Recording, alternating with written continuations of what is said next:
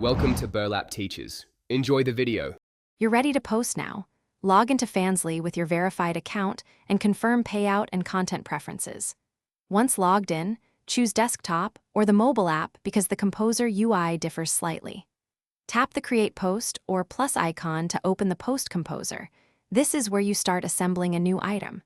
Make sure your images are JPG or PNG and under about 20 megabytes each so uploads stay smooth. Now select the Photo button to pick your first image from Camera Roll or Files.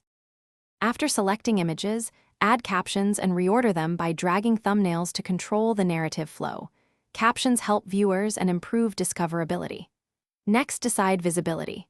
Pick Public, Subscribers Only, or Restrict to a specific tier, and set a price if you're selling the post. Add relevant tags and a short description so subscribers can find it easily.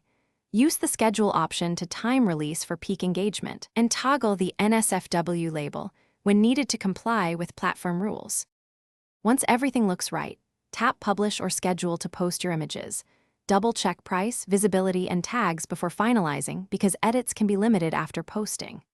If an upload fails, retry on a stable Wi-Fi connection, clear the app cache, or reduce image resolution and size. Saving as high-quality JPG often helps.